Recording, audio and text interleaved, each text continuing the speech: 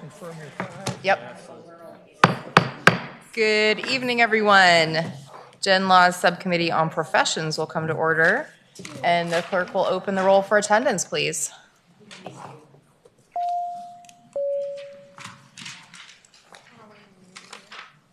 You are the clerk will close the roll. 496.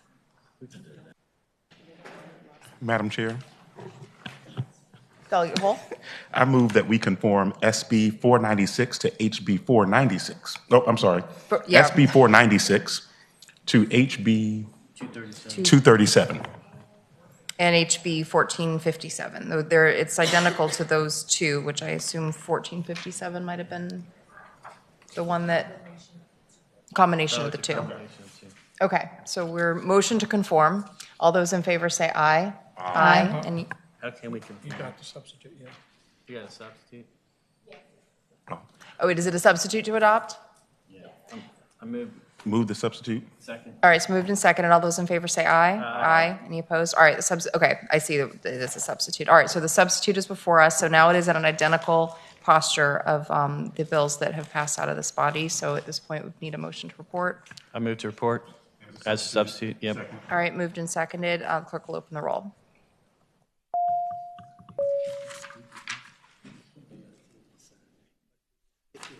All right, clerk will close the roll. Bill reports 5-0. Next, we have SB 554, Delegate Jordan.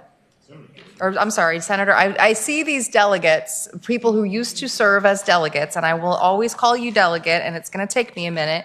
Senator Jordan. I was so upset about leaving the house. I changed my last name to go undercover. So thank you, Madam I see your Chair. face though, and I want to call you delegate anyway. It's so cool to see people I came in with and then come back here. It's kind of nice. So I have before you Senate Bill 554. This bill did have a substitute in the Senate. And I'll tell you what we were getting at with this bill. So this was a request of one of my localities. Oftentimes when we have localities, especially when they have adjacent states, so this would apply for folks that are up in the DMV as well as people like me that are down by Carolina, or anyone who might be close to the Eastern Shore, or maybe Southwestern Virginia, Tennessee.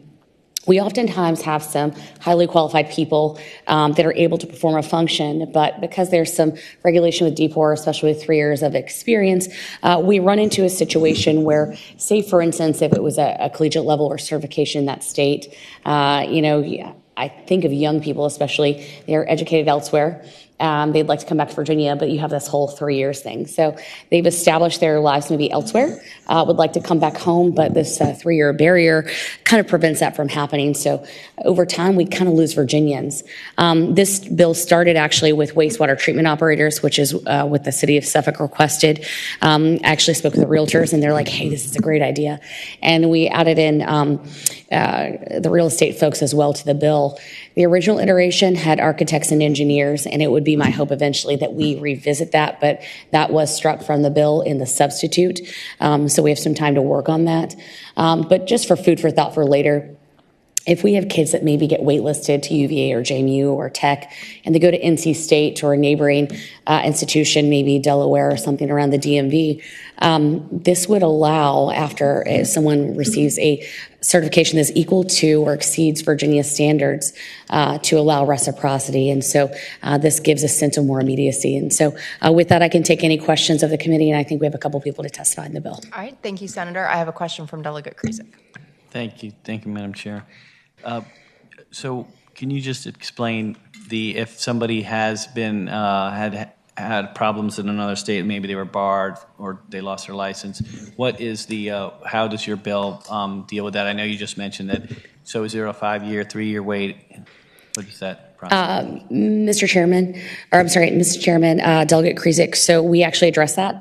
There's also a part in the bill that won't allow any demerits or infractions against them to be able to come in good standing in the bill. Follow up? Yeah. I understand that. Is there, so if it's been 5 years or something, is there some kind of a time limit? Like if it was a long time ago, or is their record clean, or is it just any discipline at any time? So if you look in the bill, actually, it's going to be someone that is in good standing. And number 4 on line 58, no other state has imposed discipline on the licensee except for discipline involving only a financial penalty and no harm to the health or economic well-being of the public. Okay, thank you. Thank you, Chair. Any other questions from the committee? All right, those who are here to speak for the bill. Thank you, Madam Chair, members of the committee. I'm Mindy Carlin here with the City of Suffolk. We did ask Senator Jordan to bring this forward. We are having a really hard time finding waterworks operators, and so this provided a great solution to be able to help us expedite young people who maybe had licenses, or even people of any age who have licenses in other localities but without compromising the quality, given the boards will still have the ability to ensure that their standards are at least as high as ours. So we hope you vote in support of the bill. Thank you. All right, is there anyone here to speak in opposition to the bill? Any other questions or motions? I move to report. It's been moved and seconded. The clerk will open the roll.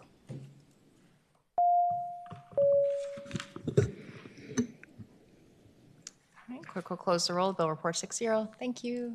Thank you, Madam Chair, members of the subcommittee. All right, and Senator Deeds. Thank you, ma'am. I've got Senate Bill 584, and it really is a product of the last couple years of experience with the Department of General Services. Senate Bill 584 establishes the Department of General Services Board, the General Services Board, to oversee the Department of General Services and to appoint a chief administrator for the department. It recognizes essentially that the Department of General Services serves all 3 co-equal branches of government, that we don't have a CEO, that we are co-equal. So this reorganizes the agency as an independent branch independent agency to better serve all 3 branches equally. It maintains consistency from one gubernatorial administration to another for basic government functions, including procurement, state real estate and buildings, capital project construction, and a variety of other central services to state agencies. The board, it establishes, and I don't have to read all this to you, I don't guess, but the board is made up of a mix of gubernatorial and legislative appointees, 3 gubernatorial appointees, 6 legislative.